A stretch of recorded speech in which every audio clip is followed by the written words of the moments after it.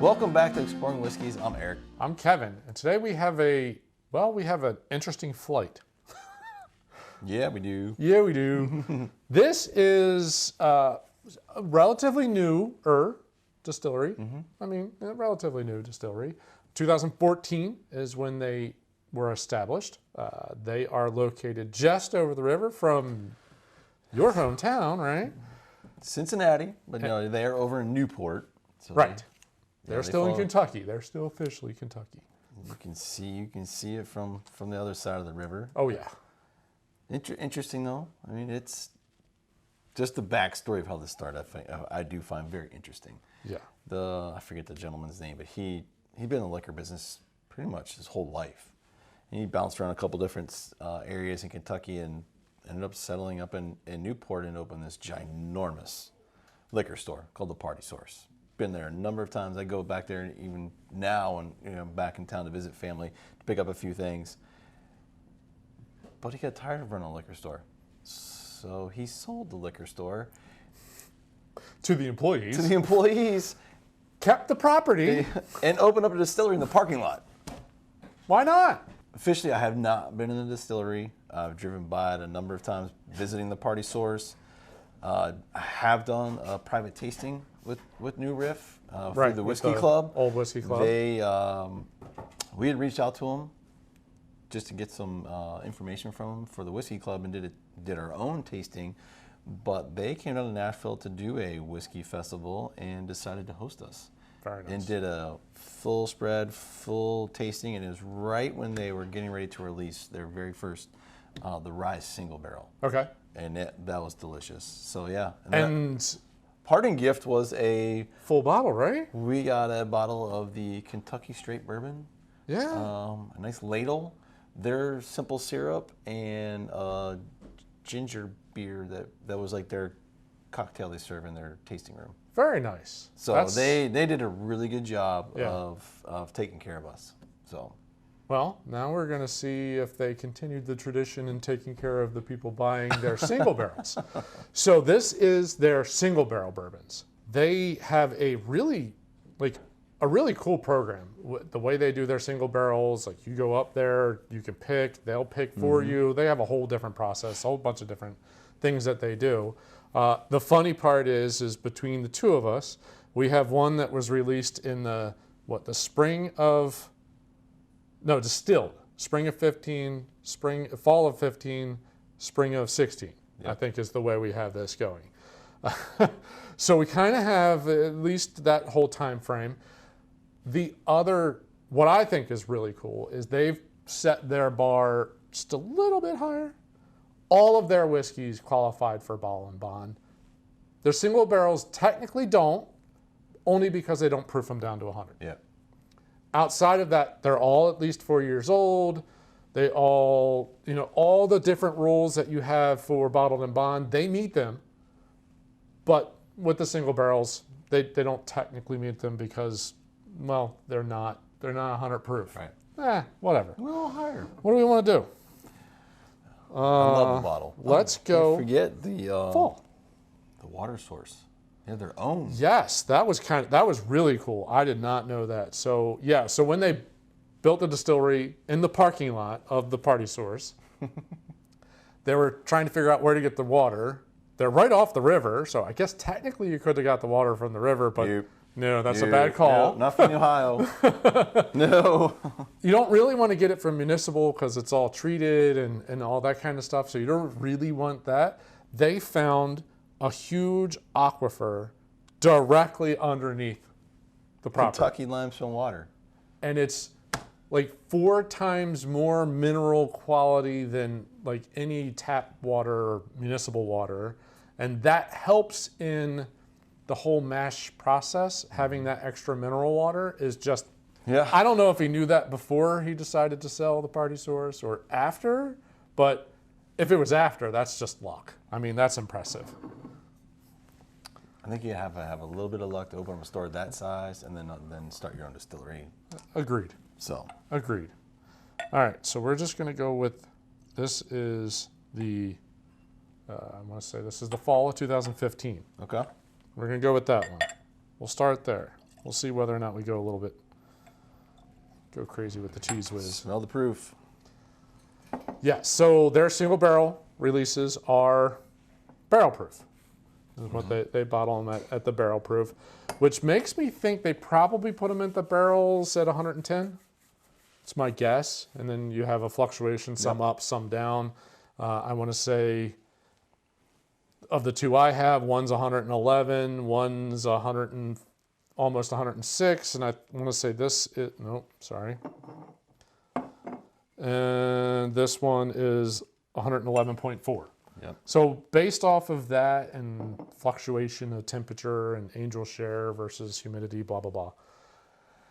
Guessing they put it in the barrel at about 110. Yeah, it's there. Yeah, you smell the 111. It's there, yeah. It's not crazy strong, but it's there. A little bit of spice, a little bit of fruit. Yep. Not overly sweet, but there's something there. I'm thinking once you take the sip and then go back, it'll probably show up. Ooh. That is cinnamon. Mm-hmm. Nearly Fireball. Like there's a sweetness to that cinnamon. Not Fireball. The candy, not the whiskey. I always need to clarify that now. The candy with the strong, strong cinnamon. I get a strong vanilla and caramel. It's in there. There's also a pretty solidly rye bourbon. Just as I'm getting a good solid rye note. It is 65-35. So 65 corn, 30 malt, or rye, and 5 malted barley. So that's gonna not exactly fit into my wheelhouse of the way I like bourbons, but it's not that the rye's crazy strong in this. No. But it's apparent. It came down a touch. There's still some rye. There's a lot of cinnamon. And there's a lot of, what is that? There's a sweetness candy. I'm trying to think of a candy you would mix with cinnamon. I can't place it outside of the red hot Fireball type candies. I'm still picking up a lot of, get the oak for sure. Yeah, there's a pretty get a solid lot of vanilla and caramel. Vanilla and caramel. I'm trying to think of how, like mixing, I can't process in my brain mixing cinnamon and caramel together. Yeah, you do. French toast. A little vanilla extract, cinnamon. That's not caramel. Then you can add caramel. There's no caramel in any of that things that you just said. No. I'm not getting vanilla. Vanilla is not the note that I'm getting. Overall, I get a pretty solid rye. I get a little bit of cinnamon, baking spice notes that come through it. Mm. There's a sweetness there. It's almost like a candy sweetness, but it's not, I don't know. I can't place it as a traditional, toffee or caramel or vanilla. Yeah. It's something just sweetness to it. So these guys did start off like a lot sourcing. They did have one bottle, same shape bottle. It was clear, had a white label, and they called it OKI, Ohio, Kentucky, Indiana. Right there at Cincinnati, you get everything. You get both of them. They did that for a little while their stuff was aging. Mm-hmm. And then, so they've got the single barrel. They got the Kentucky straight bourbon. Mm-hmm. And they have a rye. And they have a single barrel rye, too. They have a single barrel rye, which they did bring to the private tasting. They just started to distribute it. Okay. And it was really good. And that's the thing. It's and funny. They have some other ones now too. So yeah, they have a couple finishes and a couple different things. And they do have 2 gins. They got the wild. I did see that they had. Where they have a gin and they finish kind of like what didn't pay attention. Not rabbit hole ish. Yeah, ish, yes, ish. But no, it was good. I think the rabbit hole gin, just a notch, skosh better. But it was still good. Overall, I do enjoy their lineup. I don't know. I struggle. It's funny, and I don't understand it, and I'd love someone to explain it to me. A higher rye bourbon is not necessarily a profile that I enjoy, but I actually enjoy some ryes. Like if I know like I'm expecting a rye and it's going to have a rye note to it, I'm cool with that. But when I have a bourbon, I want it to taste a little bit more like bourbon than rye, and it just throws me off. I don't understand why that, but that's a running theme that I have. I do like the bottles. Yep. So they kind of like, they have a faded black come down, and then about mid bottle it goes clear. That's just kind of a really cool, very different. I mean, everything about it's very different. The whole idea on the name is a nod to traditional bourbon. Everything they do is traditional Kentucky whiskey, but they're doing like a new riff on it. Yep. That's everything that they're doing. That's how they do their thing. It's a really cool concept. I really like what they're doing. They're starting to make a name for themselves. And they are. I know when we did the tasting with them, they had kind of just started distributing down here. Okay. I remember asking them prior to setting up the meeting, like, "Hey, are you going to be distributing down here? Because I can only get it when I go back to Cincinnati." And they're like, "Well, not anytime soon." And I guess I didn't want to let the cat out of the bag, but literally 3 weeks after the tasting, they started distributing down here. So now it's in a lot of liquor stores. Yeah. So, and a couple of the ones that I go to, they have their own little shelving system, and it's close to the register. I mean, so they're gaining some market share down here. Yeah. Yeah, definitely. I mean, well, I know my 2 bottles. One's from like local Barrels and Brews. One's Laverne. So like, yeah, they definitely have a pretty big program, especially their single barrel select program.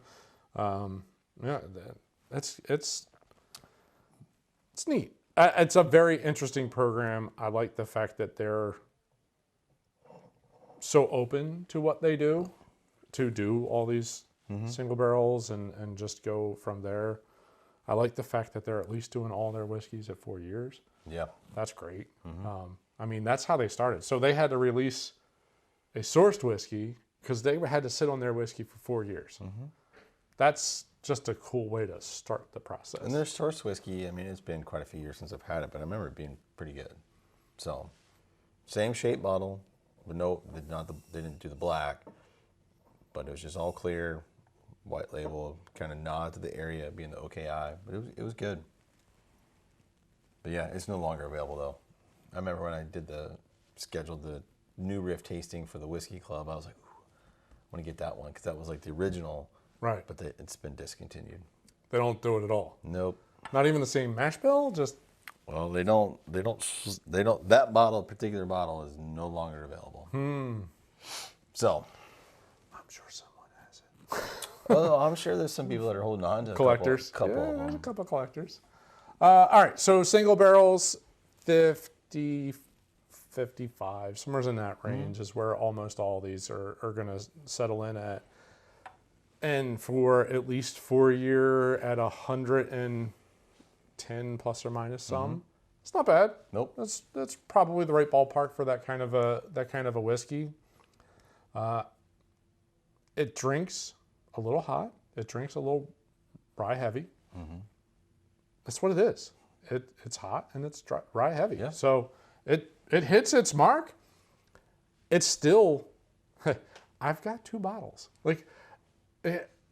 It's not that I dislike it. It's just it's something that with a cube would be spot on. Yep.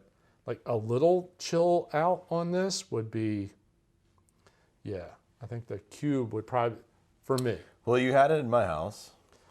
You bought your first bottle. Yeah. And then you bought your second bottle. It's not open yet. So Yeah. Also mixed drinks. I mean, it's not a cheap bottle for a mixed drink, but I could see that being a really good Manhattan. well, you would run the rye for the Manhattan, yeah. Yeah. Yeah. That could work. That could definitely work. But their single barrel rye it's not Colonel Taylor. That's on its own. Is it level. Overholt? It's on its own level. No. Bottle and Bond or regular Overholt? It's really good. It's really good. Okay.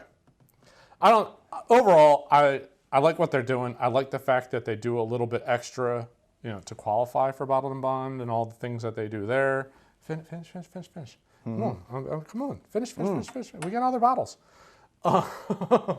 So I like what they're doing there. I like the fact that they're using the aquifer water.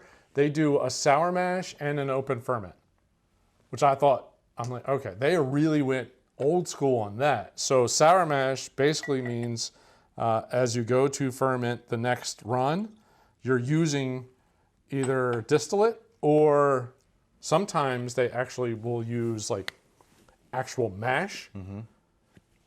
And from a prior run, Keep a little pull bit it at the forward. bottom of the tank. Yeah. So kind of like a starter for like sour bread, something along those lines, or kombucha or something along those lines. Yeah. So, but that they do that, which is very, very old school, and they do an open tank fermentation.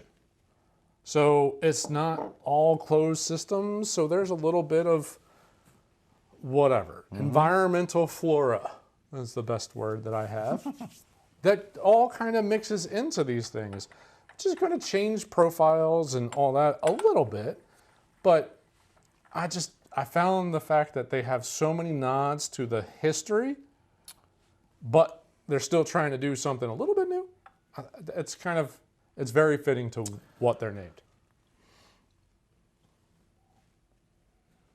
There's a different note on that guy. Yeah, there's not the heat. You don't get the heat. Maybe a little peanut and toffee on that. Also, it's been open for a little while. Yeah, and you drank a little bit more of it. Yep. So that's going to add more air, Yep. open up a touch more. I get more caramels. There's more Sweetness. Yeah. There's way more sweetness and not as much pepper. That had so much more rye note to it. That has a lot more like a caramel sweetness to it. Yep. Nutty. Crazy. Yeah, there's definitely a peanut note. But caramel, I get a caramel. I agree. I like warmth. this one better. That one's better. And that's spring, bottled in spring, distilled in spring, bottled in fall, distilled in fall. Don't know what the difference is other than... I do know that they did say that they had bought some property. And that's 111.4. Yeah. Basically the same proof. But they don't drink the same at all. Do not drink the same at all. This drinks so much hotter all the way, and the palate's hotter, the nose is hotter. That's so much more mellowed out and just a nicer drink. And it's the same, like everything is the same age basically. Yep. I do know they're trying to ramp up production. They had bought some more property. In the same area? I think just a little further south. They were building some barns. And these are the gentleman that said we did our private tasting with them. So just for rickhouse aging or actual distillation? Brick house. Okay. So they can just do all the distillation at that at Newport site and then storage somewhere between off-site. Newport and Lexington, somewhere in that area. That one I really like. That's a little too spicy for me. But I wonder if you can obviously see that we started here, and it's been open right for at least breathing a little year. Breathing a little bit more. And I haven't opened it since then. Like this is one I've just been kind of sitting on.